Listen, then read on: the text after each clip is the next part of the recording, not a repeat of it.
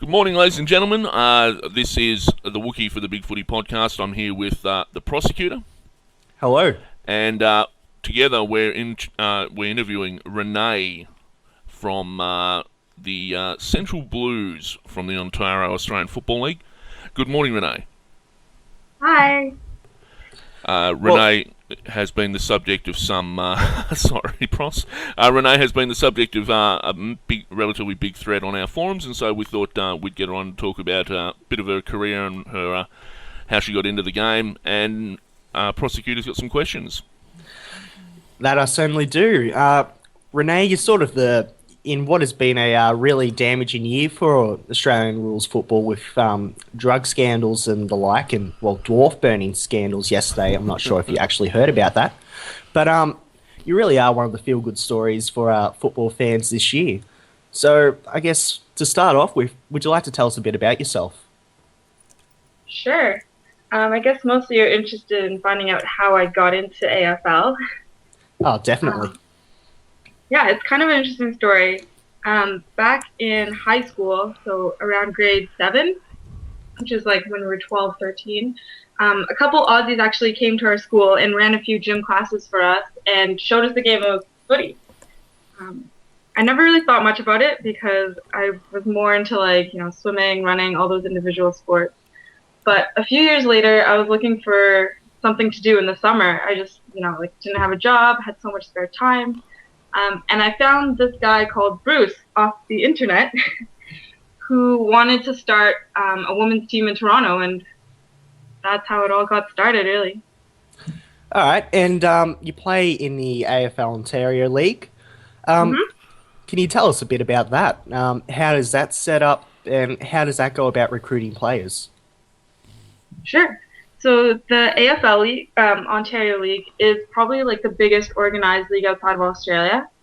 And it's great. There's 3 divisions in it. So there's like Division 1, which is like the senior men. Division 2, which is more of a recreational league that even the women are allowed to play in. And then there's also a women's division. So it started off with just being a men's division, and there's 10 teams that are currently in it. And then starting in 2009, there was a women's division that opened up, and it started with just, 1 team, but now it's grown to around 5 teams.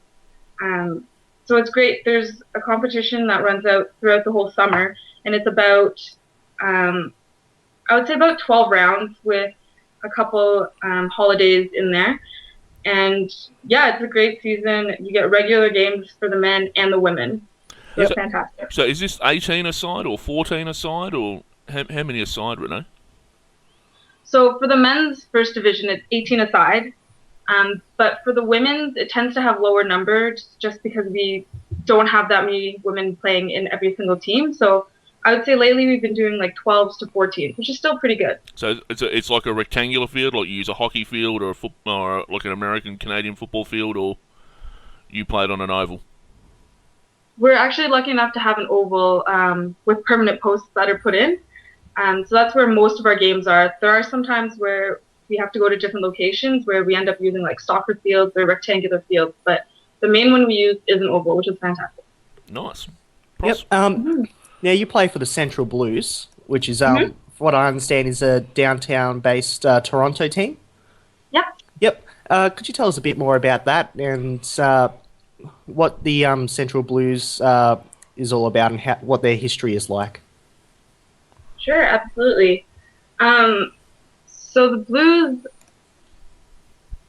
I don't even know where to start. The Blues, I guess, are known as more of a social club.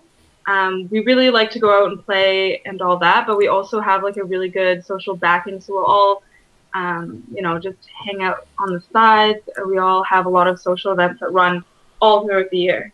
The women's side for the Central Blues started in 2009, and the men's side started in 2006. So it's like in a way, it's like a relatively young club, considering there were clubs that started in like 1989, but those ones didn't really last. But yeah, the Central Blues are just known for pretty much a good time. Well, that's what you want in a football club, especially, I guess, overseas as well. So I guess the next question I would have is, so how do how does the AFL in Australia help the AFL Ontario League in any fashion? Like, do you have representatives come out? Do you have any workshops, or does Australia really have any involvement in the league? I'm not too sure on that point. I know back in 2011 when there was the other international cup, Brett Kirk actually made a stop in Toronto, and he attended some of the practices and helped out there. And his wife actually played a game with our women's team, which was pretty cool. But I'm not too sure if there are any like regular contacts between AFL in Australia and AFL Canada. Yep. Um, well, I'll ask you a bit of a because I noticed you noticed that. Oh, sorry. I noticed that you support Geelong. Hmm. Can you tell us how that came about? Sure. I actually went to Australia and did like a semester abroad in Melbourne. Yep. And before then, I hadn't really picked a team to go for. And so Geelong was just one of the first games that I watched, and I really liked watching them. Um, and I just liked their style of play. It was so quick and all the passing. And not gonna lie, it was partially because I knew they were a strong team and they're up there on the ladder, and I like winning. So that's kind of how I went after them. Okay, just Well, sorry, Pross. I'll just. no, you go on. You were at Victoria Uni apparently. Is that right? Yeah, that's right. Yeah, So in 2010. Yeah, and you played in the university games in Perth, I believe. You were part of the team that won gold over there. Yes. Yep, that's right. So how I'll just establishing that, and then you played in the 49th Parallel Cup apparently a couple of weeks ago, which I'm actually watching at the moment. Oh, really? Yeah, apparently the whole game was streamed on the Edmonton Club's YouTube page.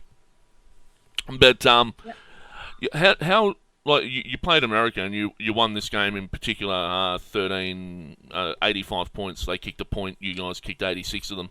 How do you find that? Like, how do you find that particular game? Is that an intense? Well, it can't be that intense rivalry. I can't imagine. But how is that game and how important is that fixture for you? Um, it's always like a great rivalry whenever we get to play the state, and that's like the one tournament we have every year against the state. So it's like an ongoing tournament. So the 49th is held every year when there isn't the international cup, but it's always really nice to see how you stack up against another country. And in this previous year, it was amazing. Like we had so many new girls and just like a new style of coaching, and everyone just came together so well. It made it an especially I guess one-sided game really. But it's always fun, and like the girls on both the Canadian side and the American side, we're always friends afterwards. But on the field, it's like a good grudge match for sure. So when you played in Australia, like with the university competition, and you're playing in Canada now, what's the difference in the standard of skill level, perhaps in the overall competition? Of course, skills are definitely higher in Australia.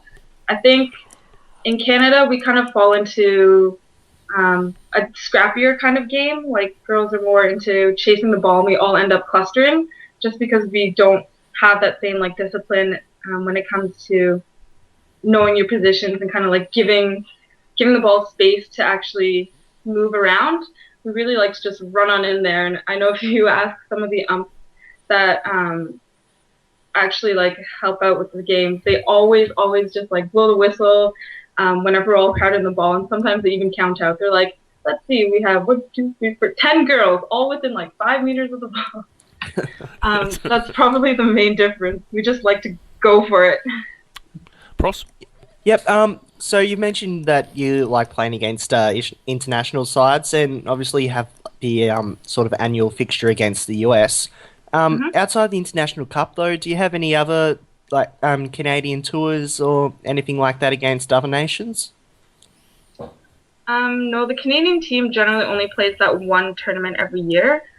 There are girls that go to different tournaments within Canada or the States. Yep. But there isn't, like, Team Canada doesn't really play against any other country. Although that would be great if that ever presented itself. I know a couple of years ago, I think the States used to play against England. But I think that got discontinued after a while, just disinterest or lack of organisation or something. But yeah, it's a pity. It's a bit hard to organize all these sports, especially since in Canada it's not like a big sport, and everyone that participates, they're just paying out of their own pocket. They're doing things around work and their own life. So I'm sure people would love to go on it, but there's just so many small details to work out and might not have lined up again. Yep. Okay, well, I guess I'll ask you about the International Cup. It's in August next year in Melbourne, I believe. Mm-hmm. Are you planning on going to that? Who else is really planning to go in? How many people would you take over, for instance, in a Canadian squad? I would like to make the team for that. So hopefully I'll be there next year. We are having like a Canadian women's national, and then after that they're gonna select the players to go for next year. So we'll see how that goes. And then in terms of the size of the team, it would probably be around 26. Again, I don't know final numbers, but we definitely take 18s and then emergencies and extra players. So when you were asking about who's going, do you mean like what other countries or? Oh, yeah, just maybe give us a rundown of how the International Cup is structured.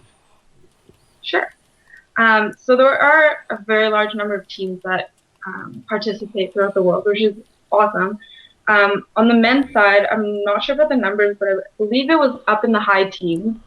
So they also have different divisions for that, just to make it fair. And on the women's side, there were, I believe, 5 teams that participated last time. There was Canada, U.S., Ireland, and there was like an Aboriginal multicultural team that was from Australia that participated as well. Yep. I feel like I'm forgetting someone. Oh, and Papua New Guinea. Yep. So those were the 5 that participated last year. But hopefully there'll be more teams this coming round, just because this will be the second time women are allowed to play, and they probably have more time to set up and get all organized. So we'll see how that goes.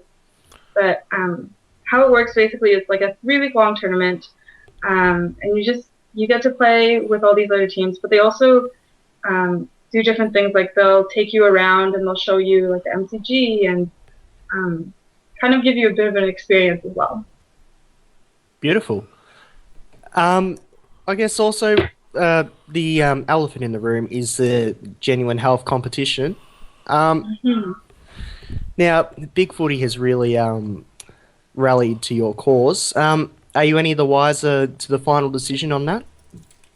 Nope, I haven't heard a thing since the competition closed. I have been in contact with them beforehand, and they said they were going to look into everything and email me once they have a decision. But I imagine it's going to take a while, just because there's so much information to go through. I noticed you actually posted in the Bigfooty forum. How was it for you?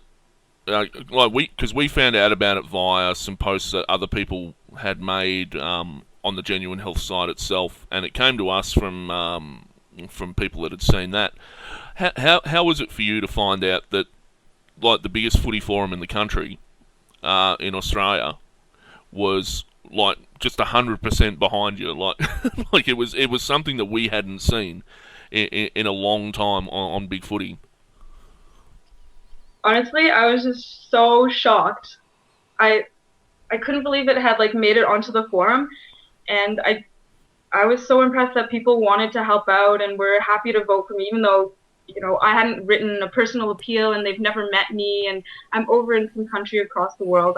It was really great to see, and I did read all the messages, and I spent so much time just sitting in front of the computer refreshing it, because I could not believe what I was seeing and like the things that people were saying and how they were backing me up. It was unbelievable. Because I'm not sure if you we've had a pretty hard year in terms of bad news after bad news and rubbish going on, and prosecutor can tell you all about the stuff that's gone on at Essendon and everything, and we've been dealing with that all season. And just I think you can't, like, your story and the whole Genuine Health situation, it came along at a time like the week after the penalties were handed down, and Right. I think it was a story that we were just all looking at to get hold of, and as like I'm one of the moderators on the main board where it was posted, and we just felt that it was necessary to just let that thread go, and just it was this.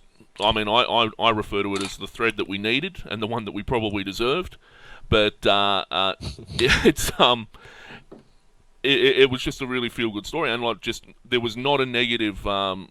Like it's not like a typical footy forum thread where you get the negatives and the positives. It was all positives. Mm-hmm. It was like, well, if she can't get here, we're going to start chipping in to pay for it, and just it was quite something to behold. Yeah, it was. Like I don't even know where to start when I try to explain it to other people as well, like that aren't familiar with the forum or even the Australian humor. It's just so hard to explain to them like how impressive it is that this whole forum got behind me. And I think you're right too. That had a lot to do with the timing, and oh man, I don't even know what to say. It was just out of control. So how did you even find out that there was a thread on Bigfooty? Were you directed by a friend? Because I believe there was one who posted on there before you did. Or did you just stumble across it? Funny enough, it was one of the posts left by Nat. She was how I found out about the forum. Yeah, good old Nat. She's become a bit of the anti-hero in this, hasn't she?